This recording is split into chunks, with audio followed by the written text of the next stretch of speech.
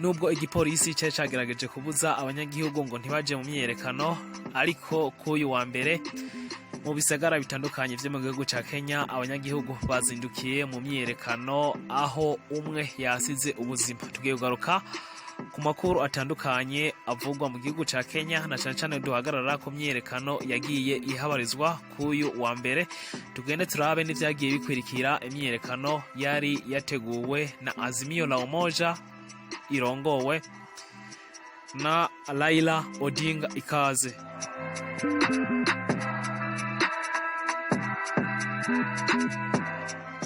Mu gisagara ca Nairobi, mu gisagara ca Kisumu, mu gisagara ca Kibra n'ahandi hatandukanye mu gihugu ca Kenya ku wa mbere, igenekerezo rya 27 z'ukwezi kwa gatatu mwaka wa 2023 hazindutse haba imyiyerekano itari isanzwe namba, aho mu gisagara ca Kisumu nk'uko igipolisi kivyemeza umuntu umwe yahasize ubuzima. Kuyu w'Imana umukuru w'igipolisi ariwe Japhet Kome yari yihanangirije abanyagihugu ko batoja muri no myiyerekano ko itemewe, ndetse n'abazoyijamo yuko bazofatwa bagapfungwa. Ariko Raila Odinga ari Embakasi mw'ishengero yabwiye umukuru w'igipolisi ko badatinya ivyuka bijyana mu maso, ndetse yuko bazoja mu myiyerekano. Iyi ni imyiyerekano rero itari isanzwe kuri ino ndwi igira kabiri, kuko yaje ifise ubukana budasanzwe ugereranije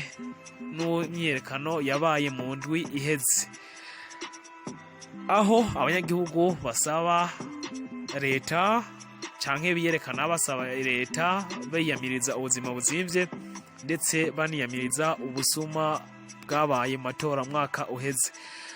Mu buraruko bw'igisagara ca Nairobi rero kuri no myiyerekano nuko ishamba canke se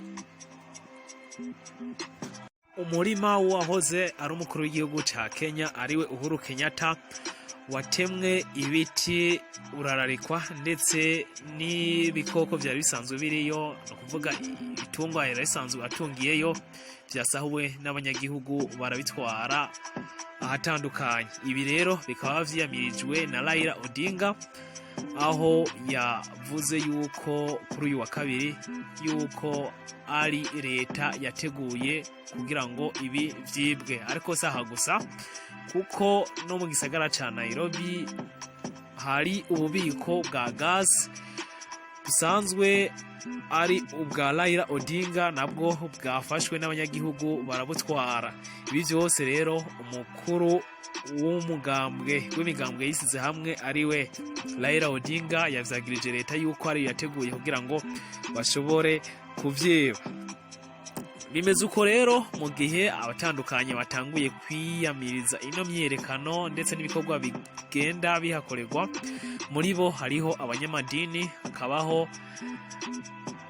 kandi n'uworongoye ubumwe bwa komisiyo y'ubumwe bwa Afrika ariwe Musa Faki Mahamat, aho yanditse ubutumwa agira ati turasaba impande zose kwicara hamwe bakaganira ibibatandukanya mu nyungu z'ubumwe no gusubiza hamwe kw'igihugu ca Kenya.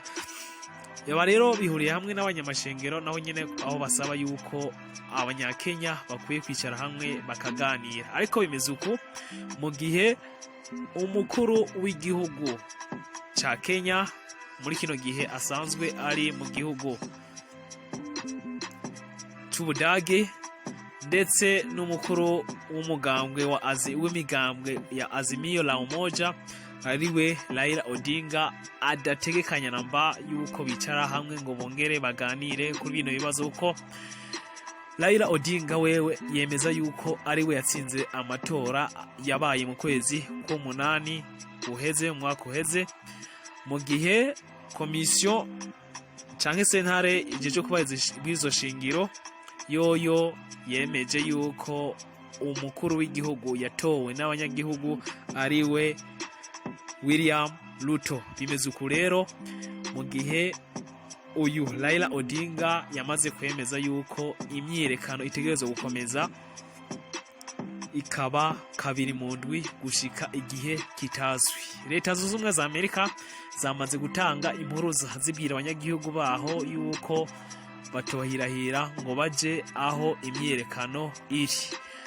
Amagaze lacrimogene ndetse no gufungwa nivyo bigenda bigaragara cyane muri no myiyerekano, aho gushika ubu bamaze gupfungwa atari bake, aho nkuko nabivuze biyamiriza ubuzima buzimvye, ariko kandi bakiyamiriza n'ubusuma bwakozwe bwashizwe ko ubwoba bwatumye hashigwa Perezida William Ruto ku butegetsi, bikozwe na komisiyo ijejwe amatora ariyo EABC, ni kuvuga Independent Electoral and Boundary Commission. Imeze uko rero mu gihe kugeza ubu atawuzi igihe ino myiyerekano izoherera, nubwo umuntu azi igihe yatanguriye.